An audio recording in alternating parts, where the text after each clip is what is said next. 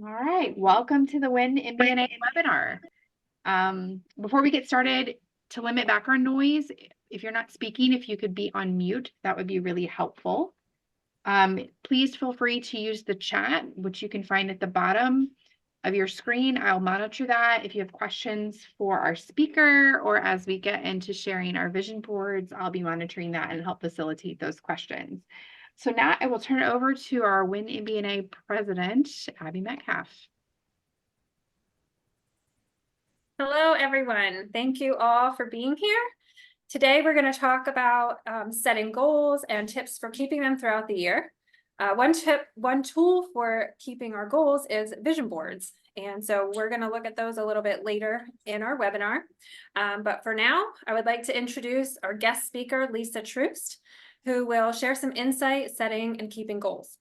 Lisa Troost, a fifth generation memorialist, assumed leadership at Peter Troost Monument in 2006 after joining in 2000. Overseeing 3 production facilities, 26 retail locations, and a cemetery across 4 states. She has navigated the company through various challenges, from recessions and floods to acquisitions and growth periods. Recognized for her disciplined approach, Lisa attributes the company's success to setting measurable goals, addressing challenges, and ensuring accountability. I know we're going to learn so much from her. So welcome, Lisa. Thanks. Thank you so much. That introduction, it makes me feel like the title on my business card should be Chief Cat Herder. But anyway, with all of those balls in the air, it's really become critical for me to be able to have a plan, set goals, not just for myself, but for other people, and have a way of holding them accountable, because I figured out fairly early on there was no way I was going to be able to pull this cart all by myself. And that goes for everyone, whether you have, 2 locations or 26. You're likely not the only person working there. And because of that, I'm certain there are others that can help you in what it is you're trying to accomplish in your business. So that's what I wanted to spend our time today talking about. So this quote by Stephen Covey is just something that often occurs to me when I get to the point where I'm like, we can't go on like this. I can't keep working this way. I'll usually stop for a second and think, well, if I had a magic wand, and this was all better, what would I want it to look like? And then I try and look backwards from there when it comes to what is it that I want the goal to be. So some people might ask, well, like, why do I need a goal for my business or for my employees? Everything's going along fine. And I'm sure we'll just keep going on this happy little path. Well, I just haven't found that always to work out that way as much as I might like to think it would. I mentioned before, I had an epiphany one day as I was tearing my hair out trying to do 16 things at once that, you know what, I'm not the only one that works here. And I've got some other people around who, frankly, are probably better at some of this stuff than I am, and could probably do a better job making this thing, whatever it is, better. And that really got me started on sort of, it's called management by objectives, using the SMART methodology, whatever you want to call it. It all revolves around setting goals. I've always been of the mindset that in business, it's no matter what your business is, it's like eat or be eaten, that there's somebody always out there waiting to eat my lunch or play in my sandbox. And I want to play in my sandbox all by myself. So I'm focused on setting goals, that are going to keep me and my business sort of in first position, maybe even discourage others from competing against me in a given market. Another reason why I'm big on setting goals for my business and employees is I'm a proponent of a pay for performance kind of culture. Like, if you're just showing up and you're doing your job and you're going home, like I don't feel particularly compelled to give you fat raises every year. So if you're bringing more to the table, I'm willing to compensate you more. And one way I can let that person know what more might be is by giving them goals. And finally, I found it really inevitable, or I'm sorry, complete. I found it necessary for goal setting to protect my profits. Because I have yet to have a vendor come to me on January 1st and say, guess what? I'm giving you a 10% price reduction next year. So if I'm going to keep my business growing and profitable, I've got to have a plan in place around that. So as far as we talked about two things, why does your business need goals and why do your employees need goals? Well, I think your business needs goals for a lot of reasons. These are just a few. One is, do you feel too like everybody seems to know somebody in the monument business? Like, I thought this was a real niche industry and there's not a lot of people that do this, but all the time it's somebody else is popping up in this business. And I try to recruit like a cemetery sexton to refer to me, and oh no, their uncle sells monuments or my cousin sells monuments, or it's like playing whack-a-mole.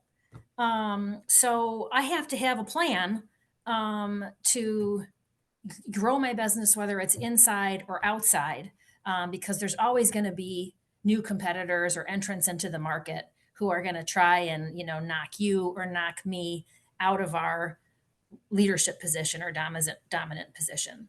As I mentioned before, you can expect that your costs are going to go up every year. So if you don't have a plan in place and some goals around making sure that your revenues or profits or efficiencies are growing too, you're probably going to find yourself over time making less and less each year. And unless you have a plan, I wouldn't expect that trend to just, magically start climbing up on the upswing. I talked about there's always somebody waiting to eat your lunch. We're all in business after all. And when there's opportunity in an industry, people are going to come and, really want to make a go of it. This I think is really important. For a lot of people in the monument business, their business is their retirement fund. And people seem to really, manage money that they have in a 401k or investments saved for retirement so that, they can make the most of that investment, get the biggest return on that investment for when they retire. And you should look at your business as much the same. So when you're ready to retire and it's something that you want to sell or whatever your plan might be, you want it to be worth as much as possible. And that's going to take a plan with goals for each year, little by little. You got to chomp it off a little at a time to get that business humming along and be as valuable as it can be. And finally, I have found over the years, especially these last couple of years, which have been such a tight labor market, that good businesses attract good employees. So good people, they want to work for companies that are going somewhere. And when you can articulate to a prospective new employee, here's my plan, here's the things my business is working on this year, this is what we hope to achieve, that makes a really big impact on people. Why do your employees need goals? I mentioned you're one person, you can't pull the cart alone. One of my favorite expressions is everybody's got a row to get us to where we're going. I have found that a lot of times my employees or the people that are working in the area closest to whatever I'm finding aggravating or inefficient, they often have the best ideas on how to make it better. And frankly, a lot of them I have found appreciate being asked or tasked with help me make this better. Can you help me make this better? What ideas do you have? It really instills a sense of value in them. Like, hey, they notice that I'm here. They value my opinion. They think I have something to add. In my company, all of our employees get goals, and achieving those goals comes with a payout. You don't necessarily have to structure your business that way, but when I talk about a pay for performance culture, well, that's the pay part. I'm going to set some goals for you, and if you achieve them, I'm going to pay you more because you did more than just show up for work at 8, punched your time card, sort of did the basics on your job description and went home. I also think as business owners that we cannot afford to keep paying more for the same results. So if you give people like a cost of living adjustment every year, and those are the people that just come in and punch that card at 8 and leave at 5, you're going to pay more every year for that person through that COLA increase, but you're not getting any more for it. Hence the deterioration of the profit picture. And sometimes I think you'll find when you give employees goals, you might discover that they had a hidden talent. And in running a small business, you guys all know it's all hands on deck, right? We don't have a maintenance department or an IT department or a marketing department. Everybody just pitches in and is always doing things that are technically outside of their job description. And when you give people some challenges like this, sometimes you can find out, hey, they're really good at X and I never knew that. And that can end up really helping your business. As far as, if you're in the camp of everything at my business is great and there's nothing that needs improvement, I'm happy for you. I wish I were in your shoes. And if you're having trouble thinking about, well, what is it that we could do better? Or maybe what is something that I should work on or consider? These are just some questions I think that you can ask yourself to help get the creative juices flowing. We're people, we're not good at everything, right? So maybe what are some of the things that you're doing that aren't the best use of your time and talents? And can those be translated into a goal for somebody else in your organization that maybe is better suited to that task? You also reserve the right as the owner to say, you know what, I don't want to do this anymore. It drives me crazy. Makes my head spin around. I'm going to task somebody else with this, and I'm going to set up a plan to transition this responsibility. And that can translate into a goal for that person. Take over the job of posting to Facebook once a week for our business. And we'll talk more about how technically you would write a goal like that. When you look at your processes, that's also a great place for an insertion of goals. A problem that we're having more and more these days is like around bank fraud. We're getting checks that get stolen out of the mail. People then will wash the check and type in a new payee or a new payment amount, or they'll just take the routing and account number right off the check, and then they'll use it to start making ACH payments for their, car insurance, gym membership, whatever.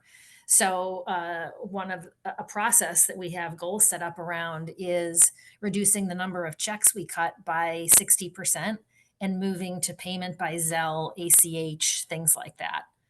Not to mention it saves time printing checks, stuffing envelopes, mailing things, etc. There's, all production processes, delivery processes.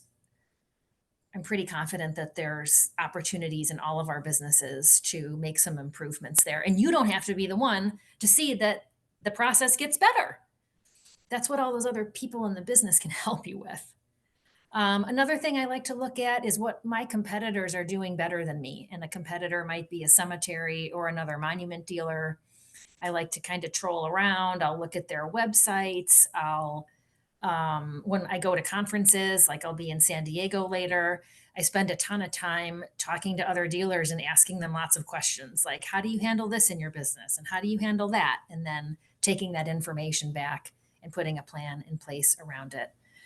If there's something that you feel like you're spending too much on, that can be a great goal for somebody or someone. Find 3 other vendors who deliver the same product or service and, get quotes and present them to me by April 1st, 2024. Another thing you can think about is what opportunities do you see in your market that you just can't take advantage of because you don't have any time? another great thing to structure some goals around. Are there any questions so far, or should I keep going? I don't see any questions in the chat. Okay, I'll keep cruising along. So how do you properly set a goal? Because there's nothing more aggravating to, you got this great idea and you're really excited about seeing some results and having your business improve, and then nothing happens. Well, this isn't probably a smart goal, probably isn't new to many of you, isn't something that you've never heard of before.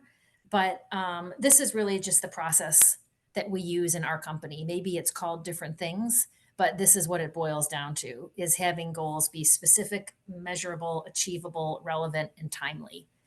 And the one thing about this more than anything is I've always been surprised at how quickly a behavior can change once people know that someone's paying attention. And that's usually through some sort of measurement.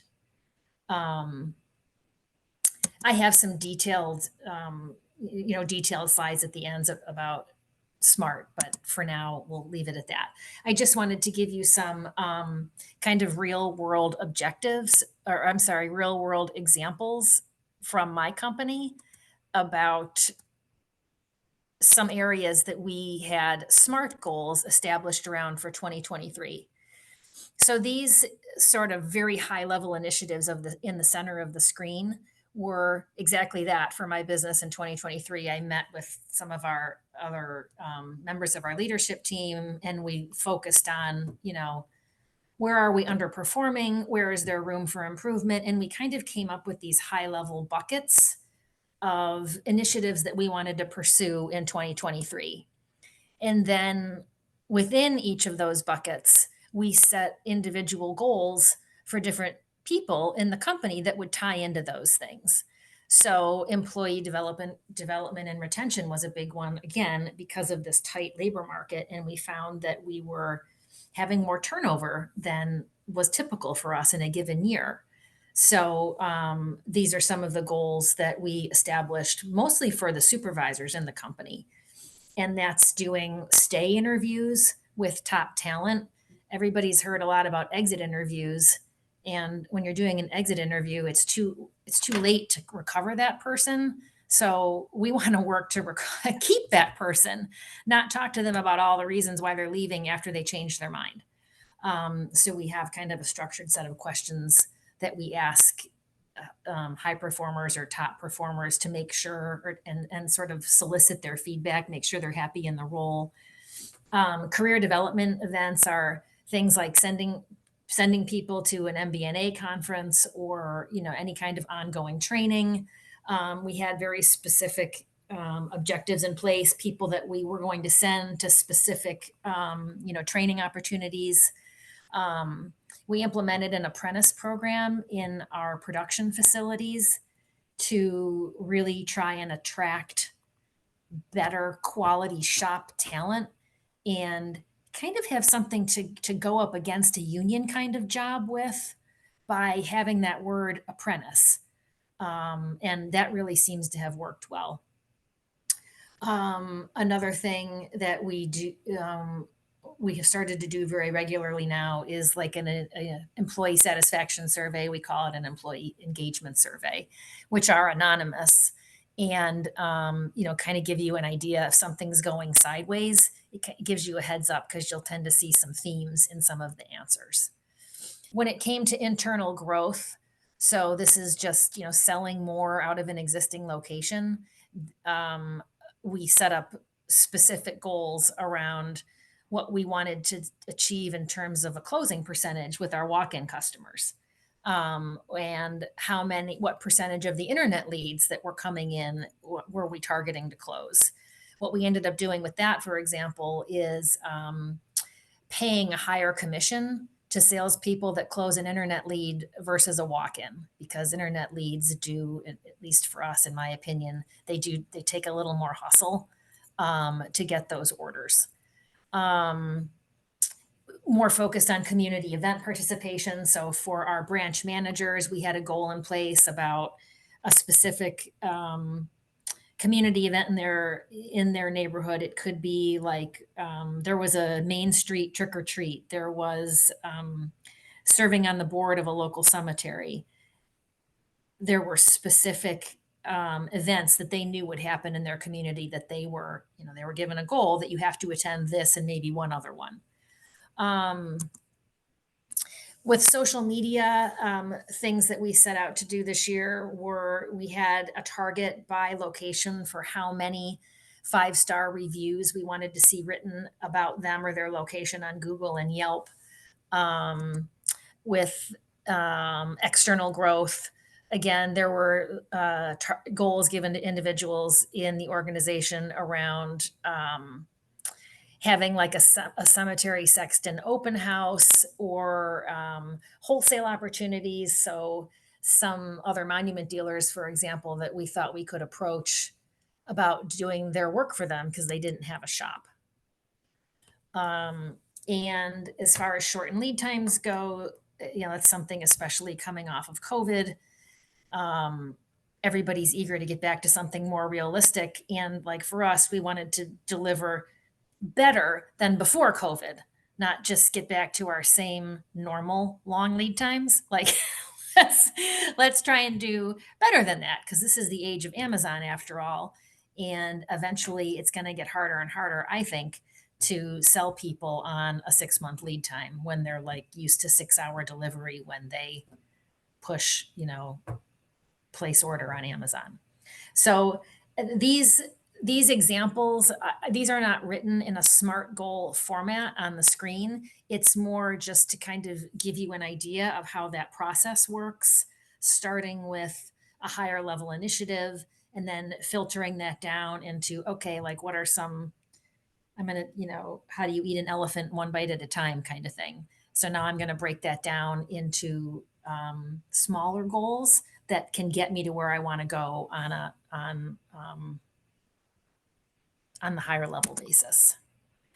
I have found that when you're goal setting, it's always better if you can run a democracy rather than a dictatorship. So with staff, I try not to say, here's your goals for 2024, bye. I like it to be a conversation. So if I'm going to have a status meeting with them, I ask them to come with some ideas. I'll have some ideas and we'll have a conversation. Because there's nothing worse than, you're tasking them with something and they walk out of the room already thinking, well, like that's never going to happen, right? You have to have their buy-in. And that's worked very well. And you just have to have an open mind. Like I don't come in and say, I'm going to ram these things down their throat no matter what they say. Some things have to happen. Okay. But others, it can be more of a conversation. And even on the stuff that has to happen, I'll be flexible with, timeline or resources that they need. I think as long as the employee knows that you're willing to listen and be reasonable, that process works pretty well. So as far as SMART goal examples, like from my company in the last year, these were a few that I pulled off various performance reviews. I referenced our push for reviews on social media because, you guys know as well as I do that today that's how most customers, that's how they figure out probably who they're going to call unless they have a previous relationship with you. We always have a focus on trying to set up new external accounts, whether those are independent salespeople or different referral sources. So you can see like with goal number 2, we're very specific in terms of how many outside sources of business, what they have to generate in terms of sales, and by when, what specific events they're going to be holding or specific actions they're going to be taking to get these accounts. It's that I found that level of detail is necessary because it really is the basis of the plan for the person for how they're going to do this. If I just say your goal this year is to get $10,000 in new external business, it's probably not going to happen. You have to be willing to kind of point them in the right direction. Um, Also, having a timeline with milestones along the way is highly recommended, especially if you're going to have a goal for them that's not due until the end of the year. Like, you don't want it to be December 22nd and they walk in your office and say, oh, yeah, I didn't get that done. Like, if it's really important to you and to your business, you want to be checking in with them monthly, quarterly to make sure that they're still on track. Just a few other examples here of, I mean, I could give you 50, but these are just to sort of give you an idea about being specific, having the goal be measurable, or else you're never going to know, like, and the person isn't going to know. So did I get there or not? Like, what were you expecting? You wanted 100, I gave you 110, or you wanted 100, I gave you 90. It has to be, your goal has to be relevant. These individual goals have to be relevant to your vision, your big picture, your where am I trying to go? Or the individual is not going to feel grounded. They're going to be like, oh, you have me over here chasing squirrels, right? But you said you're trying to grow your internal sales by $250,000, and you have me like washing the car. There's got to be a tie in there. They need to see how their efforts are related to the greater good of the business. And they have to be time bound, right? There's got to be a deadline. There has to be like statuses or dates by which they know you're going to be checking in with them. Lisa, we have a couple of questions if we Sure. don't stopping here. I think one of them you've kind of answered, but for those who don't own the business, how do you feel about employees suggesting these goals to you? And then the other question is, what is the customized OBIT program? Sure. So, as far as their suggesting goals, we really encourage it. So, for example, typically, I will, there will be 3 kind of company driven, each person, I mean, no more than 5 goals is really sort of the rule of thumb for an individual. So typically there will be maybe 3 goals, sometimes 4, depending on how dire the situation is, that are company driven for that individual, things that really tie into those high level initiatives. And then we'll ask that person to come up with 1 or 2 of their own. And sometimes they can even be like personal goals, like I want to take an accounting class so I can better understand, the numbers on my P&L. Like, our company is very pro education, so that would be something like I would totally support. And I do think, especially like with the younger generation, they want to feel that you're invested in their whole being, not just the part that's with you from 7 to 3:30 or whatever it may be. So I hope that answers that question. And as far, the customized OBIT program. So yeah, so we've really gotten away from OBIT mailings the last couple of years because it's been all we can do to just keep up with the, people walking in the door and the phone ringing, which I'm sure has been the case for a lot of you too. But even when we were doing OBIT mailings, they were really ineffective. Yet everybody kept, doing the next of kin research, sending out send out a letter and getting nothing back. So it's like, okay, well, let's not keep doing that, right? That isn't working. So my opinion, if you're going to run a program like that and you're really going to manage it and you're really going to run it, there's got to be something compelling in every one of those letters that you send to that family. They have to have a reason to act. And if it's just the standard, oh, we're so sorry for your loss, we're right in town, call us when you need us, we're here to serve you, we've been in business 100 years, we're the best quality, we're the best this, we're the best that just kind of falls on deaf ears these days for people. So what we're more focused on is having like, we'll send a series of 2 or 3 letters to the person on on a very specific timeline. And each one of those letters will have a different call to action. Um, from sales training that I've gone through, something that's really stuck with me. And this kind of sounds like it has a negative connotation, but bear with me. And that is, people respond to scarcity, penalties, and deadlines, right? Um, so in our business, we're lucky because there are so many things that fall under the umbrella of scarcity, penalties, and deadlines, right? Like in a northern climate, weather is a deadline for us, right? If you want your memorial installed in 2024, order by, so our obit letter might say, order by May 1st for 2024 delivery. Like that's going to be news to a lot of people that don't realize that cemeteries around here stop taking deliveries after mid-November and the product might take a long time to get. And it's like, oh, it's a wake up. It's like, geez, I really didn't think I had to get to this that soon. Or price increases, right? Our prices go up, prices increase March 1st. I mean, and I wouldn't use this language, order now, take advantage of the best pricing. But I would say something like that in a tactful way.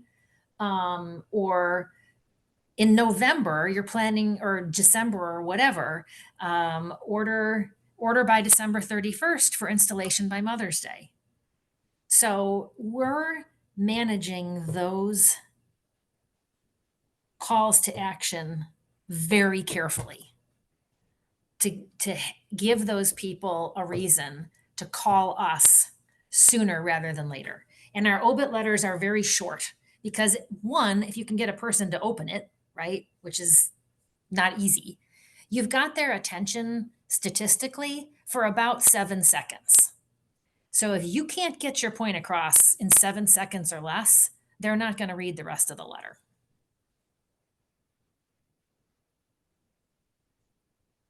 And if anybody wants to talk to me more about that, you're welcome to call me, or I'll also be in San Diego next month, and I'm happy to talk to you about it. Is that good? Yes, those are the only questions I have right now. Okay, super. Okay, so I just have a couple more slides here, but really, I think the name of the game when it comes to goal setting, and more importantly, goal achievement, because it's not setting the goal that's important, it's getting it done that is your team has to know you're going to hold them accountable. And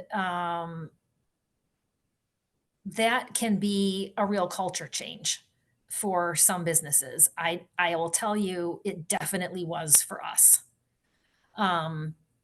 But we will do a lot of reporting around things. So, for example, like with your team or my team, I will have a monthly status meeting. And I've already booked them on my calendar for all of 2024 with all of my direct reports. And they have with their direct reports. And like from a sales perspective, the salespeople know that when they have their status with their supervisor, that he or she is going to be reviewing some of the stuff you see on the screen, like how many Google reviews did you get for the current month and this year versus this month last year? How many Yelp reviews did you have? Were they 5-star, 1-star, whatever? They know that we're watching this information. Or one of my slides I talked about, we're focused on increasing our closing percentage on walk-in customers. So we're watching how many quotes are getting created in our system and how many are getting completed or closed, meaning that they're sold. And we'll go over these numbers with our salespeople when we meet with them.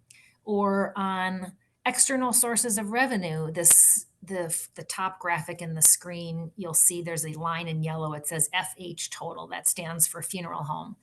So that is funeral home generated revenue by location that we report on. And that would be either orders that are referred by a funeral home or a cemetery that we write in our location, or orders that funeral home or cemetery is writing on our contracts at their location. So it takes a lot of discipline to get into this habit, but once people know that, you're focused on this and you're not going to be distracted, they'll be focused too. Um, Also, as it relates to accountability, this is an excerpt from our performance reviews. And along the left side there, you'll see it says financial results and profitability, goals, supporting information, blah, blah, blah. So the point is that goals, whatever their goals were for the year, they're going to be in their performance review. And they're going to get a rating on that. And it's going to affect their pay and their achievement. Honestly, it will affect their advancement in the company. Like if we're agreeing on these goals at the beginning of the year and the pattern has become after several years that you never get any of them done, I don't know if we're going to be working together that much longer. Or maybe you'll be with the company, but maybe in a different capacity, because what it is we're needing out of the job is something that that person might just not be able to give. So the stuff I highlighted in yellow is just referencing back to some of the, what makes the goal SMART.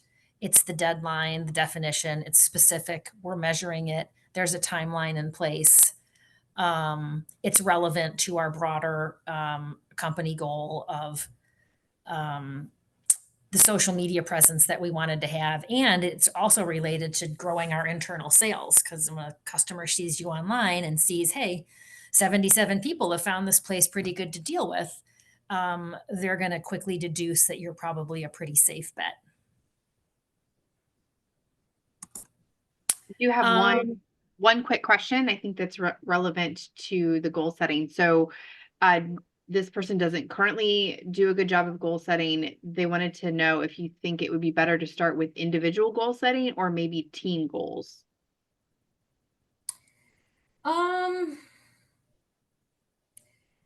That's a good question. And I guess my gut reaction to a team goal is when everybody's responsible, nobody is. So that can be overcome, right? But I'm more of the opinion that if it's going to be a team, there's got to be a leader, right? Somebody who's ultimately responsible for delivering the results. And that team leader can filter down the goal into smaller parts for the other people on the team, but there still has to be a conductor, right? So, I mean, I'm just trying to think, like, I know in retail sales, for example, it can be common, like the store might have a goal of like 30,000 in sales that day. Let's say it's like a jewelry store or something, right? And if the store achieves the $30,000 goal, everybody gets a little bonus. Like that works. It's possible. It just has to be structured the right way to make sure that when you come looking for the results, everybody's not like pointing the finger at the other person in the room. Thank you. So this isn't easy to do though. I mean, I'm making it sound like it's easy. So the person that says they struggle with goal setting, sometimes I do too. Like, it takes a lot of discipline. And sometimes I just want to say, you know what needs to be done. Why can't you just go do it? And I just haven't seen that work consistently enough for me to keep my sanity. So ultimately, it does work, but only if you hold people accountable. And if it hasn't been your company culture, it's going to be a rude awakening for some, and it might take them a while to get it. Like, boy, things have changed around here. I'm not, people have been asking me to do stuff for the last 20 years I've worked here, but when I haven't done them, nothing's ever happened. It might take them a little bit to figure out that, oh, wait a minute, now there is a consequence. And honestly, some of your people might not make it in that culture. So that's a decision that you have to make. Like, if this person is like really great in so many other areas, but when it comes to this goal thing, it's just a non-starter, that's okay for you to make that decision and say, all right, well, this person does a lot of other good things. It doesn't have to be all or nothing, is what I'm trying to say. Like either everybody's on the goal train or nobody is. Um, and we've had some people, over the years with different goals that the companies had, or that and that then have translated into individual goals for themselves. They just haven't been up for it. The biggest one I can point to is when we went like digital, no more paper contracts. We implemented an ERP system. All orders are entered directly into the computer while we're sitting with the family. And we had some older employees, and that forgive my saying, but like that dog just wasn't going to hunt. And they recognized it about themselves. And I respect them for that. They're just like, you know what? It's been a good ride. I don't want to do this. It's too confusing. But we knew that was going to happen, and we're willing to take that risk. On the other side, though, I really think you'll find that a lot of your people will be grateful for the opportunity, because whatever it is that's bothering you is probably driving them crazy too. And a lot of them will be eager to help make things better, and will be even more excited about it if it means that they can make some more money. Finally, I didn't talk a lot about what does SMART mean, because I figured a lot of you might have heard that term before. But when you really get down to writing a SMART goal, these are like some questions you should be asking yourself or asking the individual to make sure that you're covering all your bases in terms of, is it specific, measurable, achievable, relevant, and timely? So these are some questions you can just kind of keep in front of you to make sure, okay, when this goal is due and I've done these things, I should get some results. Because again, I've covered my bases, and this person, I'm confident, knows what is expected of them. So that's all that I had on the goal setting piece. Anybody is welcome to, let me see if I can get out of here. Did I stop sharing or no? Not yet. Not yet. Okay, here, I'm almost there. Yep, stop share at the bottom. Perfect. Okay. That's all I had on that. But if anyone wants to talk to me in any more detail, you're certainly welcome to call me or send me an email. Again, I'll be in San Diego. I'm happy to discuss it. I'll probably ask you 100 questions too, though. So be prepared. We did have one more question pop up. Is there specific software that you have found helpful in keeping up with the goal measuring or goal tracking? Oh, that's a great question. Well, yes is the answer. So we use, our payroll processor is called Paylocity. I'm sure ADP, or I'm sure most payroll processing software packages have this capability too, that I enter goals right in Paylocity for an individual. And I also use a free tool called Trello. It's really a project management software where I will put, I have it up here if you want me to show it really quick. Let me try and do this again.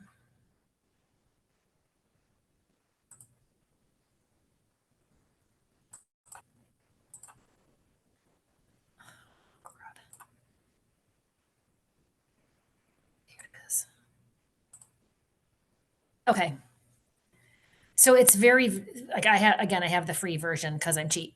And so you can just make different columns to do. She has planning. I usually just have to do, doing, done. And I will oftentimes put their annual goals in here. I'll put milestone goals in here, or, in the endless world of weird stuff that happens day to day that needs to be corrected, I'll throw that up here too, because I'll probably forget next week that I tasked, like Joe with taking care of this. So I throw it up on his Trello board to make sure he doesn't forget to. That's great. Thank you. All right. take it away, Abby. Lisa, thank you so much. So many nuggets of wisdom every time I talk to you. We asked several people to do some vision boards because when you have these vision boards, they are in front of you all the time.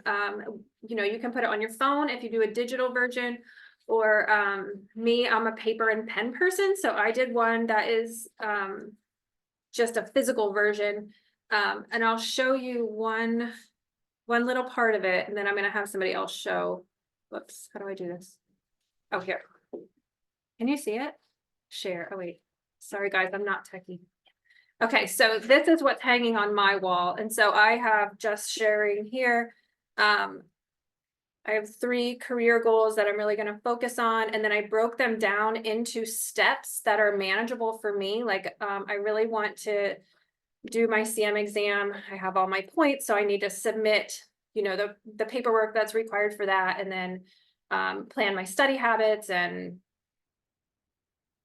get the tests taken, you know, those types of things. So I broke it down into manageable steps that I can look at and say, yep, I did that.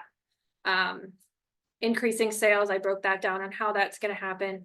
And then my mental health, I don't know about you all, but man, some days at the end of the day, I am feeling a little crazy. And so I have 4 kids, and it's really hard for me to say, yeah, Abby, go take the time to do this thing for yourself to be a better worker or a better mom or community member, whatever. And so for me, that's really important to take that step to do that. And so I have that broken down how I'm gonna make that happen. So again, I'm very physical. I need it in front of me. So digitally, I think, Christine, can you share yours, what you did? I'm gonna stop share there.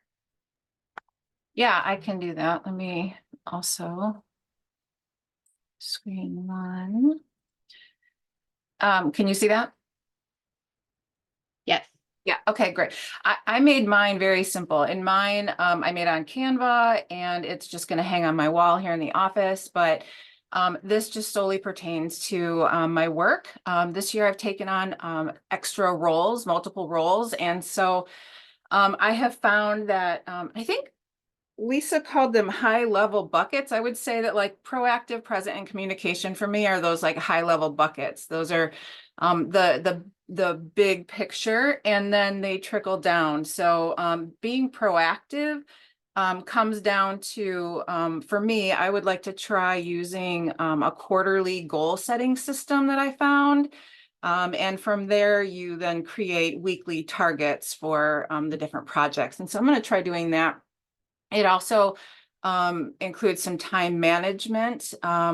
That's going to come into play as I have many more things to do, many things to juggle. So one of the things I'm going to do there is to try to organize my day the night before rather than in the morning. I found that I get a little bit frazzled in the morning and I can get derailed pretty quickly. So we're going to see if morning Christine can get some help from evening Christine for my days. So next would be to be present. And that is something also, you know, when you get derailed, when you get really busy, a whole bunch of interruptions, it feels like I'm very much stuck in my head during the day, or I'm constantly thinking about what's going to happen next. And I think what's better for me and the people that I work with is if I take time to be present and also get some movement in each day. I can look up and say, oh gosh, I've been sitting here for 4 hours straight. I need to move my body, get some fresh air. So I need to be intentional about that. And then lastly, for me, because I am dealing with many, many more people than I used to, I'm finding that I need to sharpen my communication skills. And so one of the things I did was I have a list of 12 books, one a month, that pertain to, you know, to the communication skills. And I hope that those will inspire and educate me. And then I also just wanted to, as far as value is concerned, I wanted to remind myself that by looking at this, that I have value. I am valued in my company. And if I value the people around me, my communication with them is on point. It is better. So I want to do that. And then for aesthetically, I chose the background just to remind myself with those droplets and ripples that everything I do and say in this company affects everyone else. And I think that that was important for me to have that visual reminder. So that's it. Thanks, Christine. Yep. So I'm gonna ask Natalie. Natalie, are you on here? I think I saw you. Yeah, I am. To share hers real quick. We're running out of time, but what I want to do is encourage all of you, if you don't do something that puts something visual in front of you, what are you doing to help yourself maintain your goals? And then who's your accountability partner to do that? So Natalie, go ahead and share yours and then we'll kind of close it up. Christine, you're still sharing, so you gotta, there we go. Figured it out. All right, can you guys see that? Yeah. Yes. Oh, not Okay. anymore. There we go. Okay, so I kind of focus mine on like personal and work vision board. So one of my goals this year was kind of time management, like Christine touched on. I want to spend time more with my family and friends, not focus 100% of my time to work. So one little thing I did, I shut off my notifications on my emails on my phone because I'm a person, I don't like numbers on my phone. I don't like the little notifications. So if I shut off my work email, I won't check it after those work hours. That's kind of limited my time management a little bit, unless it's something I know I need to. But for the most part, it's helped me cut back on that quite a bit. Another thing about work is I've kind of taken over ordering granite for our company. So one big goal for me this year is growing my relationships with the suppliers, learning what granite comes from where, learning all our suppliers' names, learning all those little details that I had no idea when I started this job. So that's definitely one big thing that I've focused on this year. And then a couple little things for me, I want to focus more on like a budget. I bought a house this past year, so that kind of threw a wrench in my plans, and I definitely got to get a little more organized with that. And then I want to better my health and travel more. So that's just something that I have thrown together. I'm a big visual person. I like pictures and things, so I've kind of saved this as a screensaver on my computer, on my phone. I see it every day when I'm at work. It's super easy. I also made it on Canva and just uploaded my own pictures.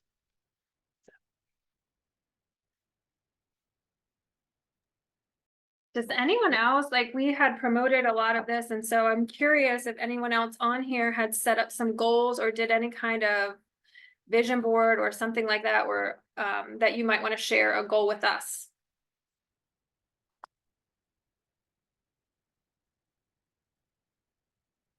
Give it a second.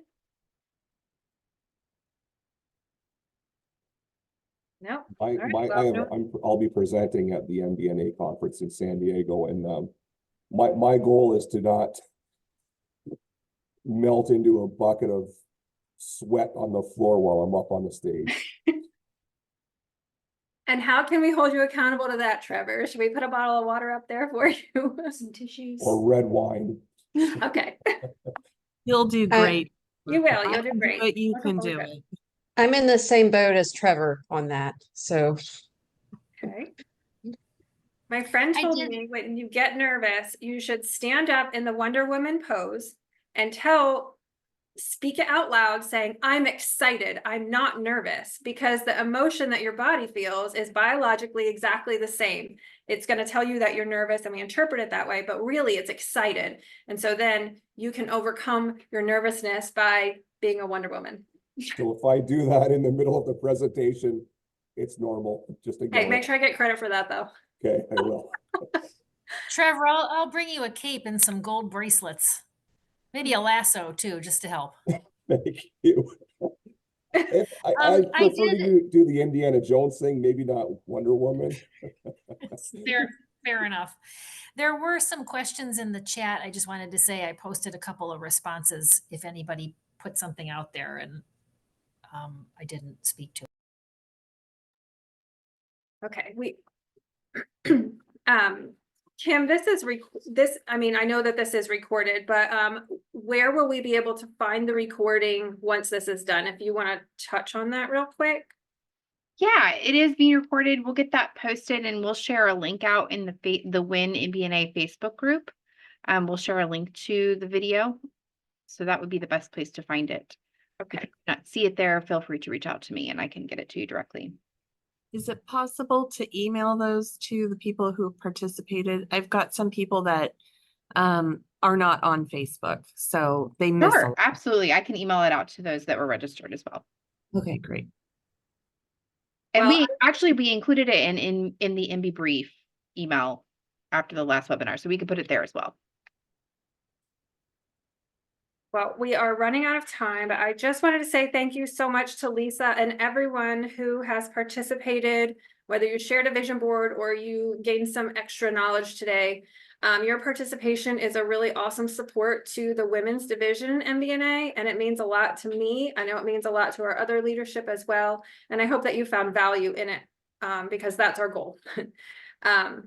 Please note that this webinar counts for 1 hour towards your CM credits. If you are looking to get your CM, your Certified Memorialist, you can go to monumentbuilders.org, click on About MBNA, and then select the Certified Memorialist program.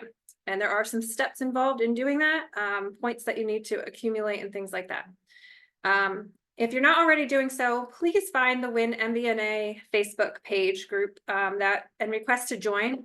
We have a lot of things going on. There's some good interaction in there. You don't have to be a woman to be in there. We are not gender specific, but we are helping women step into new roles and empower them to feel like they can be a part of more than what they're doing. Finally, I do hope to see all of you in San Diego. I'm very excited about this conference. I've never been to California, so that's one bucket list check off I can do. But we will have several events coming up, including at the convention, including we have a bingo card we're going to be doing that you'll get with your registration material when you get there. We are hosting a silent auction that will help to fund some scholarship opportunities. So be prepared to take a look at our table. I think we have some good things there. That's going to be in the exhibit hall. And then we're doing a paint and sip reception. It was listed as a happy hour, but I feel like that was kind of a little misleading because it is an activity. So we have a live paint instructor that will be doing on Friday from 5 till 6. The early bird and the hotel registration was extended to February 2nd. So if any of you have not registered yet, please go to monumentbuilders.org and also encourage your employees to come.